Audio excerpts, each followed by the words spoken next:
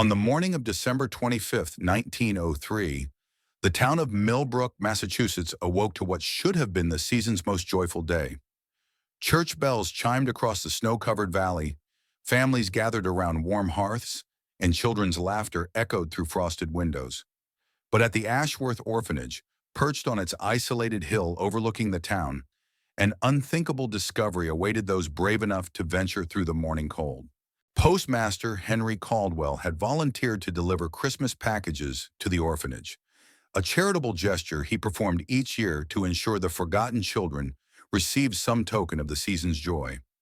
As his horse-drawn sleigh crunched through the virgin snow leading to the imposing brick building, Caldwell noticed an unsettling stillness. No smoke rose from the chimneys despite the bitter December air. No children's voices carried across the courtyard where they typically played after morning prayers. The massive oak doors stood slightly ajar, revealing darkness within. Caldwell's calls for Dr. Ashworth or Sister Margaret echoed unanswered through the corridors. As he ventured deeper into the building, his lantern illuminated a scene that would haunt him until his dying day. The dining hall was meticulously prepared for Christmas dinner. 47 places set with the orphanage's best china, a magnificent turkey carved and ready for serving, puddings cooling on windowsills, and a towering Christmas tree adorned with handmade ornaments and carefully wrapped gifts. Every detail spoke of celebration, of joy anticipated and prepared for with loving care. Yet not a single soul remained to partake in the feast. 47 children, ranging in age from 4 to 16, had simply vanished. 8 staff members, including the beloved Dr. Cornelius Ashworth and the stern but devoted Sister Margaret Thorne, had disappeared without a trace. No signs of struggle, no broken windows or forced doors, no footprints leading away from the building except Caldwell's own. The authorities would later describe it as if the entire population of the Ashworth Orphanage had been lifted from existence by an invisible hand, leaving behind only the ghostly evidence of lives suddenly interrupted. Tonight, we delve into a Christmas mystery that has haunted historians for over a century. A story of innocence, isolation, and an unthinkable disappearance that challenges everything we thought we knew about institutional care in America. If you have the courage to uncover what truly happened at Ashworth Orphanage, hit that subscribe button and tell us in the comments what state you're listening from. This isn't a story for the faint of heart, but for those who dare to seek truth in the darkest corners of our past. To understand the horror that befell the children of Ashworth Orphanage, we must first examine the world that created such institutions and the desperate circumstances that filled them with society's most vulnerable souls. The late 19th century marked a period of unprecedented social upheaval in America. Industrialization drew families from rural communities into crowded urban centers, where disease, poverty, and workplace accidents left thousands of children orphaned each year.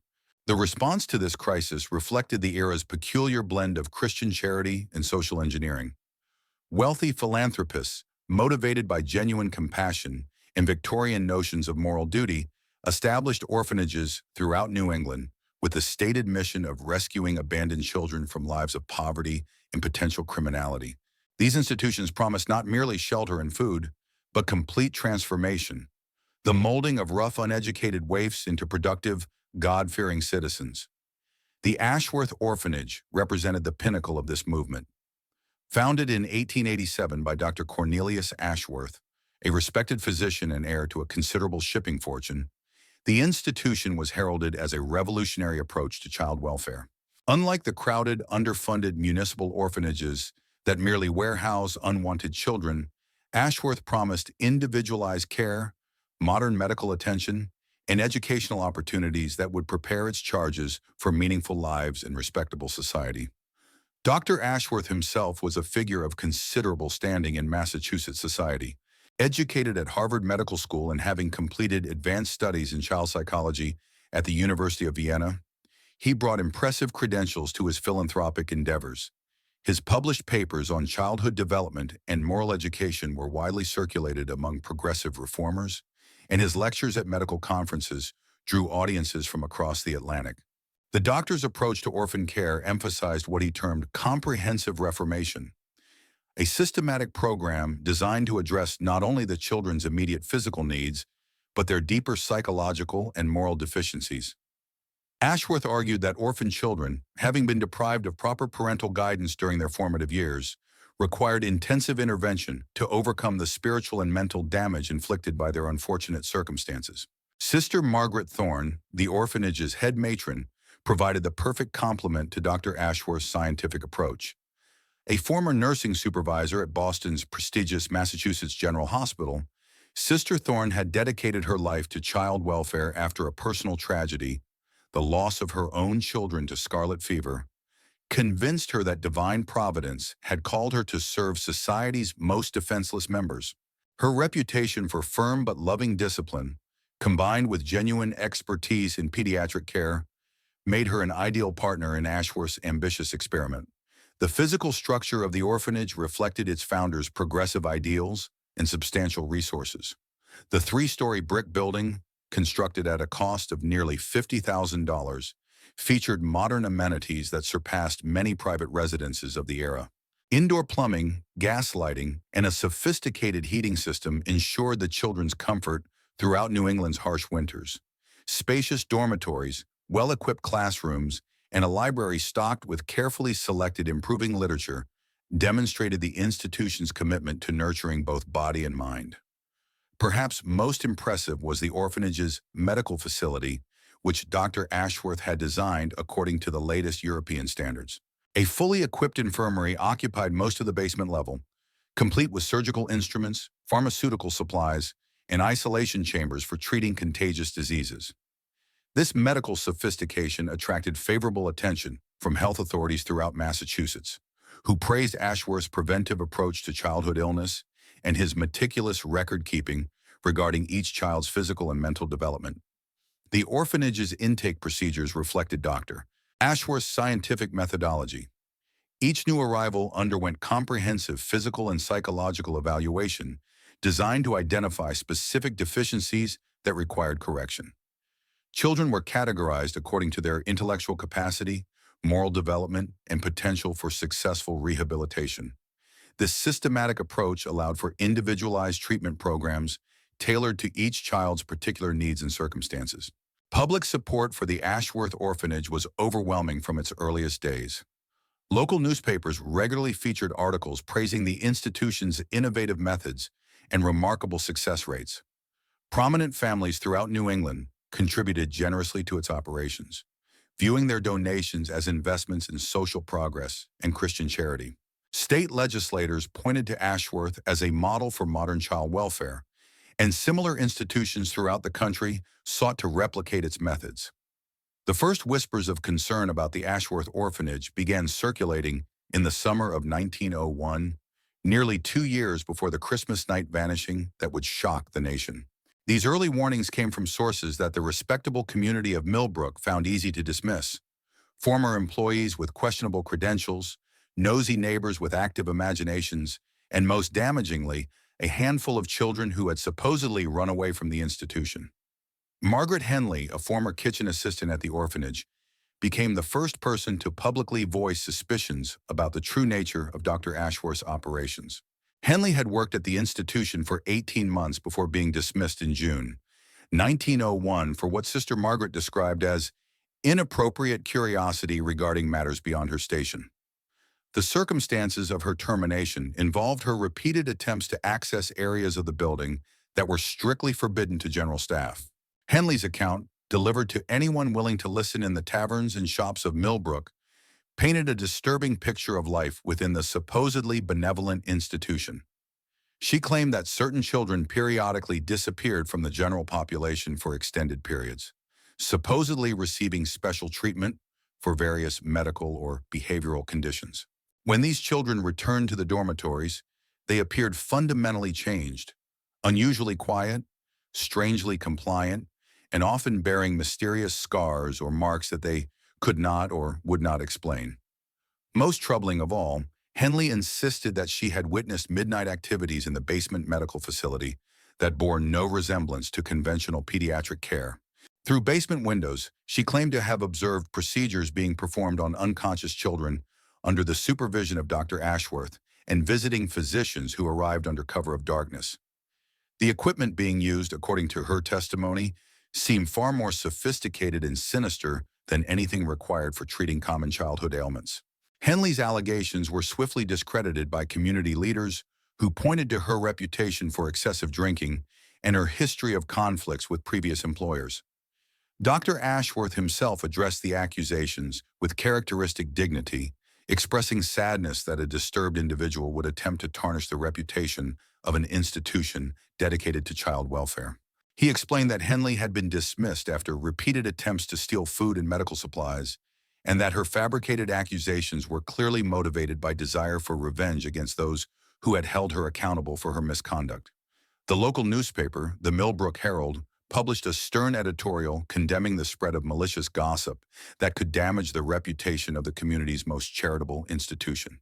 The editorial noted that the Ashworth Orphanage had undergone regular inspections by state authorities, all of which had resulted in glowing reports about the quality of care being provided. Furthermore, the paper pointed out, Dr. Ashworth's medical credentials and social standing made it absurd to suggest he would engage in any inappropriate treatment of the children under his care. Despite these official dismissals, Henley's accusations found receptive audiences among certain segments of Millbrook society.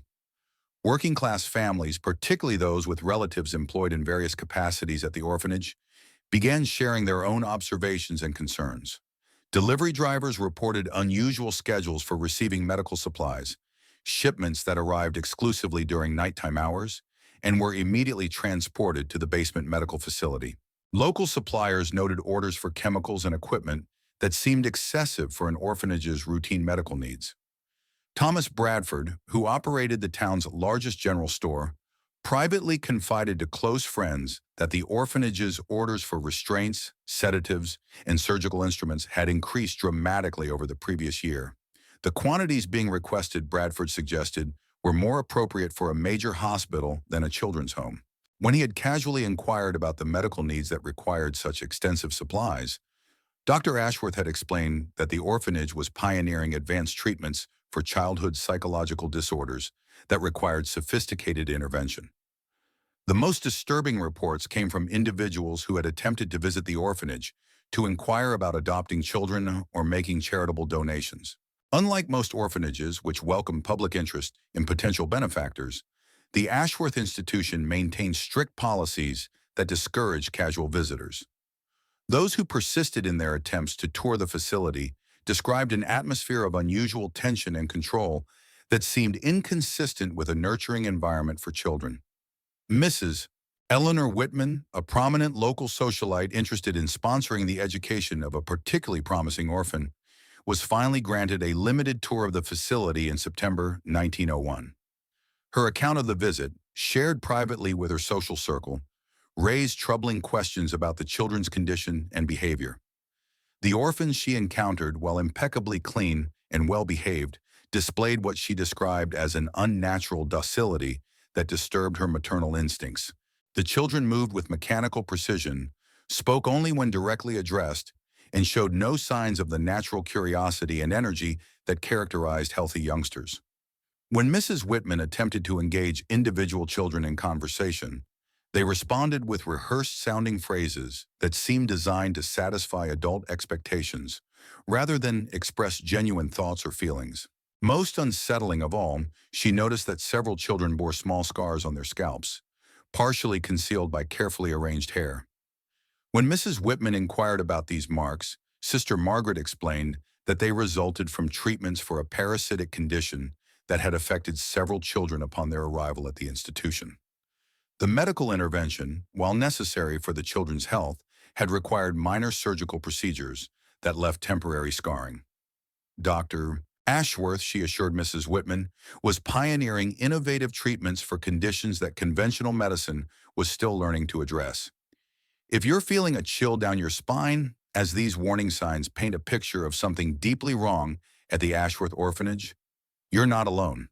The pattern of dismissed concerns and silenced voices should sound familiar to anyone who studies institutional abuse. Share this video with someone who appreciates dark historical mysteries and let us know in the comments. Have you ever encountered a situation where serious concerns were brushed aside by authorities? The children of Ashworth had no one to speak for them, but their story deserves to be heard. In September 1902, 12-year-old Timothy Walsh stumbled into Millbrook's town square at 3 in the morning, barefoot, half frozen, and bearing wounds that would forever mark him as the sole survivor of unimaginable horrors. He had escaped from the Ashworth Orphanage after witnessing preparations for what Dr. Ashworth called the Christmas ceremony. Timothy had arrived 6 months earlier after his parents died in a Springfield factory fire.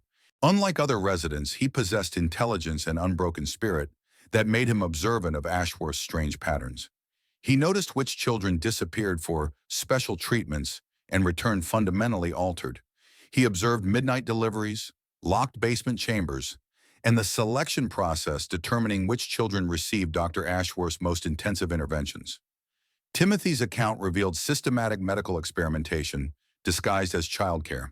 He described psychological evaluations in the basement facility, tests measuring intelligence, emotional responses, and resistance to authority with clinical detachment. Through partially open doors, Timothy witnessed operations on conscious patients prevented from screaming by metal apparatus.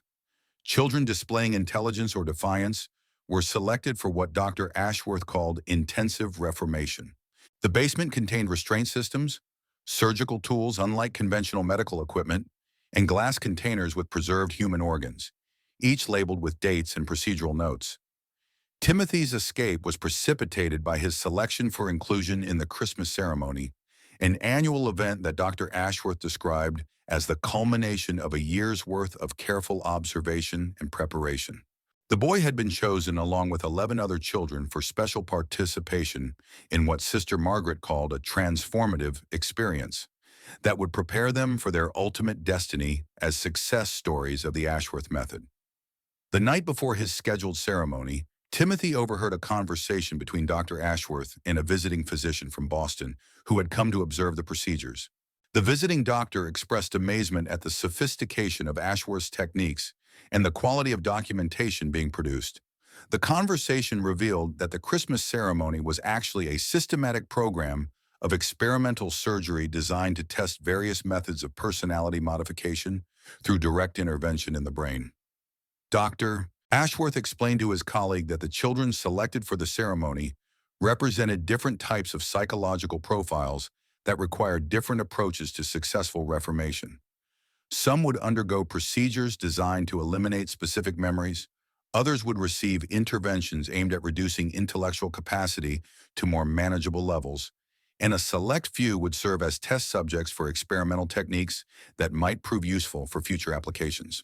Timothy realized that he was not destined to survive the Christmas ceremony in any recognizable form. The procedures being planned would either kill him or transform him into one of the hollow, docile creatures he had observed among the orphanage's supposed success stories. That night, he managed to escape through a basement window that had been left unsecured during preparations for the ceremony. The boy's testimony was initially dismissed by authorities who found his account too fantastic to be credible. Sheriff Morrison, while sympathetic to the child's obvious distress, suggested that Timothy had suffered a mental breakdown brought on by the trauma of losing his parents and adjusting to institutional life. The specific details of Timothy's story, Morrison argued, were likely the product of nightmares and childish imagination rather than actual observations. Dr. Ashworth, when informed of Timothy's allegations, expressed deep concern for the boy's mental state and offered to provide psychiatric treatment that might help him distinguish between reality and delusion. The doctor suggested that Timothy's escape from the orphanage was actually a manifestation of severe psychological disturbance that required immediate intervention. He volunteered to readmit the boy to the institution where proper medical care could address his obvious need for psychiatric treatment.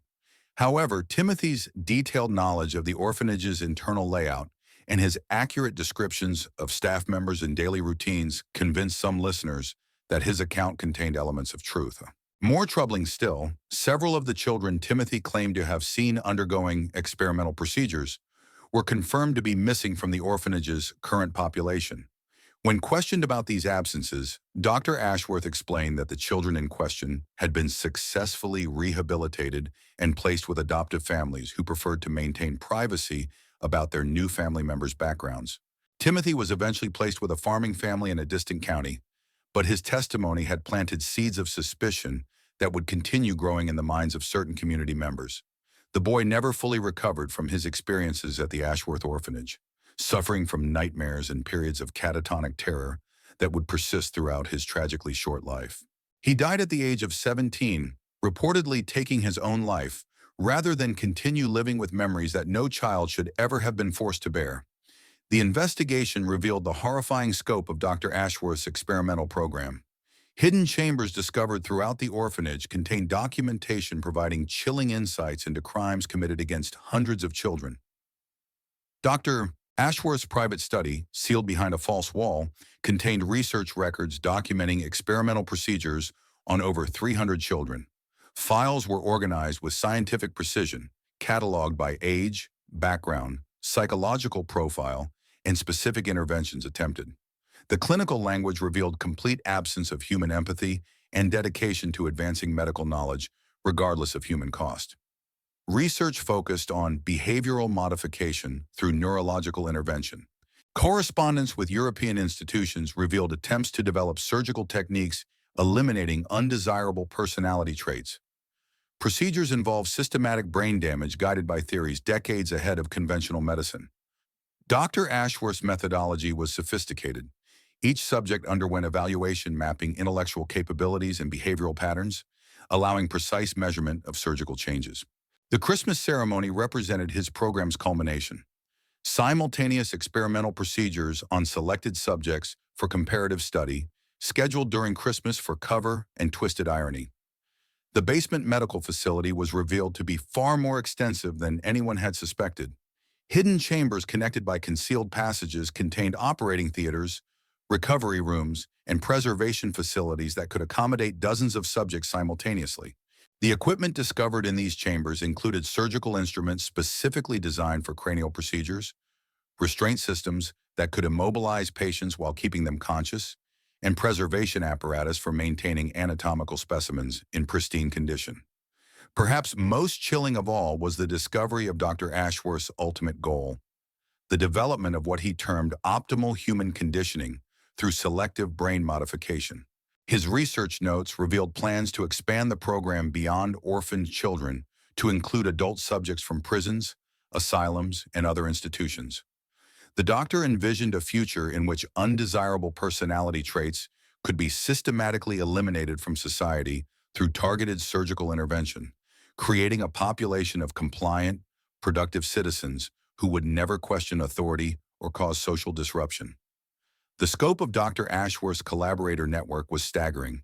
Medical supply companies throughout New England had been providing specialized equipment without questioning its intended use. Shipping companies had transported specimens and documentation to European institutions without examining the contents of their cargo. Even some local officials had been paid to overlook irregularities in the orphanage's operations, creating a conspiracy of willful ignorance that allowed the experiments to continue undetected. Investigation revealed that several prominent medical institutions had unknowingly become repositories for evidence of Dr. Ashworth's crimes.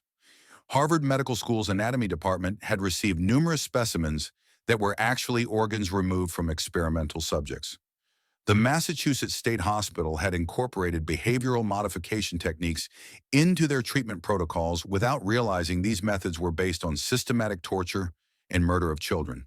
The financial records discovered during the investigation showed that Dr. Ashworth had generated substantial income from his experimental program. European medical schools paid premium prices for detailed case studies and preserved specimens, viewing the Ashworth research as cutting-edge investigation into the relationship between brain function and behavior. This commercial aspect of the operation revealed that the doctor's crimes were motivated not only by scientific curiosity, but by profit from the systematic exploitation of vulnerable children. Sheriff Morrison's investigation began assuming catastrophic event, fire, epidemic, or attack, that left the building intact while claiming inhabitants. This approach proved inadequate when evidence challenged every assumption. The first breakthrough revealed the Christmas feast had been prepared with meticulous attention, suggesting it was never intended for consumption. The turkey contained chemical preservatives, making it inedible. Puddings contained similar preservatives, and wrapped gifts under the tree contained only weighted boxes designed to create appearance of thoughtful preparation. This revelation forced reconsideration of the entire scene as elaborate staging.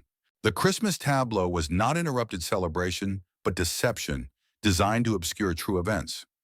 Workers examining the basement discovered hidden chambers sealed behind false walls containing evidence of recent activity. Surgical equipment, still covered with blood, suggested procedures performed shortly before abandonment. Investigators found detailed schedules for the final ceremony, not mysterious disappearance, but systematic murder to prevent exposure of the experimental program. The method of disposal was revealed through the discovery of a sophisticated cremation facility hidden beneath the orphanage's basement level. This facility, which had been constructed during the building's original design, was capable of completely destroying organic material while venting smoke and gases through concealed passages that prevented detection from outside observers. The crematorium had been used regularly throughout the orphanage's operation to dispose of children who died during experimental procedures, but its final use had been to eliminate every person who could testify to Dr. Ashworth's crimes. The investigation revealed that Dr. Ashworth had spent months planning the final ceremony, carefully scheduling the elimination of evidence while preparing his own escape from justice. The doctor had accumulated substantial wealth from selling research data to European institutions, and this money had been used to establish new identities and safe passage to locations where he could continue his work under different circumstances. Sister Margaret's final journal entries, discovered in the hidden chambers, provided the most disturbing insights into the planning and execution of the Christmas night murders. Her writing revealed a woman who had become completely devoted to Dr. Ashworth's vision and willingly participated in the systematic elimination of witnesses to their crimes. She described the final ceremony as a necessary sacrifice to preserve the greater good of their research and ensure that their discoveries would not be lost to conventional moral restrictions. The timeline reconstructed by investigators showed that the murders had begun at midnight on Christmas Eve and continued throughout the night as children and staff members were systematically brought to the basement facility for elimination. The process was conducted with the same clinical efficiency that had characterized all of Dr. Ashworth's operations, with detailed records maintained of each victim's final moments and the disposal of their remains. Evidence suggested that not all victims had died immediately. Some children had been kept alive during the early hours of the ceremony to serve as subjects for final experimental procedures that Dr. Ashworth wanted to complete before destroying all evidence of his work. These final experiments represented the most horrific aspects of the entire program, as the doctor felt free to pursue his most extreme theories without concern for the subject's survival or recovery. The discovery of this evidence created a moral crisis for the investigating authorities. The systematic nature of the crimes and the sophisticated planning involved in their concealment revealed a level of evil that challenged conventional understanding of human behavior. The fact that these atrocities had been committed against the most vulnerable members of society, orphan children who had no one to protect or advocate for them, made the crimes even more devastating to contemplate. The official investigation concluded 6 months later with a report bearing little resemblance to horrific realities uncovered. The document simply stated the institution was closed due to irregularities in administrative procedures, and former residents' whereabouts remained under investigation. This sanitized version resulted from pressure by powerful interests fearing public revelation would damage charitable institutions and medical profession reputation. Prominent supporters demanded confidentiality to avoid scandal. Medical institutions that incorporated Dr. Ashworth's research lobbied for secrecy to prevent embarrassment and legal liability. The suppression campaign began within days of the investigation's most disturbing discoveries. Newspaper editors throughout New England received visits from respected community leaders who explained that publication of sensational details about the orphanage would serve no constructive purpose and could cause panic among families considering placement of children in similar institutions. The Millbrook Herald, which had initially planned extensive coverage of the investigation, suddenly reduced its reporting to brief mentions of administrative problems that had led to the facility's closure. Dr. Ashworth's fate became subject of orchestrated misdirection. Official reports claimed he was found dead in London, apparently suicide upon learning of investigation. However, private correspondence revealed he had fled to South America, continuing work under new identity. The fabricated death provided closure while allowing escape from prosecution. Victim families faced impossible choices between seeking justice and protecting themselves from scandal. Most chose silence, accepting financial settlements with strict confidentiality agreements rather than face public examination of their decisions to institutionalize their children. The medical evidence collected during the investigation was systematically destroyed or transferred to classified government archives where it could not contribute to public understanding of the crimes. Specimens and documentation that could have provided crucial insights into Dr. Ashworth's methods were either incinerated or shipped to federal facilities, where they disappeared into bureaucratic storage systems designed to prevent future access. Educational institutions that had incorporated Dr. Ashworth's research into their curricula quietly removed related materials without explanation or acknowledgement. Medical schools stopped teaching surgical techniques that had been based on his experimental data, and psychology textbooks eliminated references to behavioral modification theories derived from his work. This academic suppression ensured that future generations of physicians and researchers would remain ignorant of the criminal origins of certain medical knowledge. The Ashworth Orphanage building itself was demolished within a year of the investigation's conclusion, with all materials hauled away and disposed of in locations that prevented any future archaeological examination. The site was converted into a public park with no monument or marker indicating the horrific events that had occurred there. Local authorities explained this decision as necessary for community healing and to prevent the location from becoming a morbid attraction for sensation seekers. The effectiveness of this suppression campaign was demonstrated by how quickly the Ashworth case disappeared from public consciousness. Within 5 years, most residents of Millbrook claimed to have only vague memories of problems at the local orphanage. Children who had attended school with Ashworth residents could not recall specific names or faces of their former classmates. The systematic erasure of evidence and memory created a collective amnesia that protected those responsible for enabling Dr. Ashworth's crimes while condemning his victims to forgotten anonymity. The story of the Ashworth Orphanage serves as a chilling reminder of how easily society's most vulnerable members can become victims of those who exploit trust and authority for unconscionable purposes. The systematic erasure of this tragedy from historical record demonstrates the lengths to which powerful interests will go to protect their reputations and avoid accountability for enabling institutional abuse. Modern child protection systems, while more sophisticated than those of the early 20th century, remain vulnerable to similar exploitation by individuals who understand how to manipulate public trust and bureaucratic oversight. The isolation that made Dr. Ashworth's crimes possible continues to characterize many institutions responsible for caring for society's most defenseless members. The lesson of Ashworth is not that such horrors belong safely in the past, but that constant vigilance remains necessary to prevent their repetition. The 47 children who vanished on that Christmas night in 1903 deserve to be remembered not as statistics in a forgotten scandal, but as individuals whose lives were stolen by systematic evil disguised as charitable care. Their story challenges us to question the institutions we trust with our most precious responsibilities, and to demand transparency from those who claim authority over the vulnerable.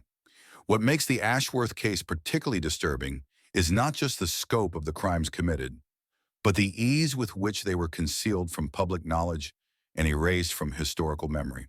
The conspiracy of silence that followed the discovery of these atrocities reveals how societies choose to protect their comfortable illusions rather than confront uncomfortable truths about institutional failure and criminal exploitation.